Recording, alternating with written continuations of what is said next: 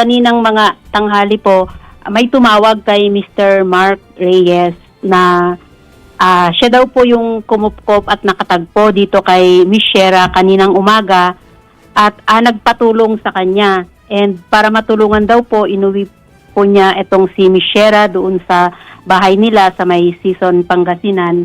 At saka ibinigay yung contact number or kinuha po nila dahil sinabi niya po na siya yung nawawala at ang kanyang pangalan din po ng kanyang fiancé ay sinabi niya. Tinawagan po nila itong si Mr. Mark Reyes at nung ma-confirm nga po ni Mark na siya yung kanyang nawawalang bride-to-be ay nagsabi na po siya sa ating mga kapulisan dito sa Quezon City. Kaya pumunta po kaagad kaninang mga bandang alauna yung ating mga personnel para po mapuntahan siya. Kaya naroroon po sila ngayon sa Season Pangasinan. Ma'am, sorry ma'am, para lang po malinaw. So ibig niyo sabihin na si Shera ay kusang nagbunta ng Season Pangasinan ba?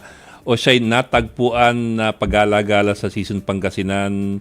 O siya'y nirescue sa Season Pangasinan? Opo. Alin po? Natagpuan daw po siya doon na naglalakad nitong certain Mr.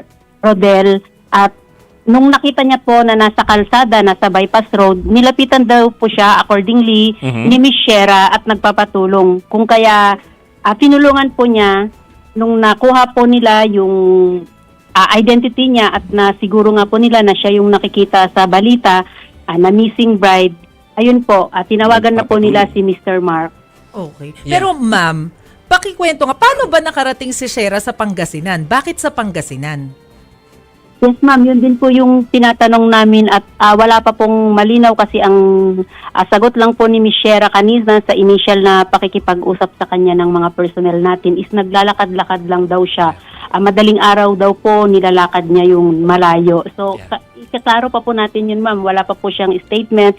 Andun pa po yung mga personnel natin kaya hindi pa po natin masasabi yung ibang mga detalye po.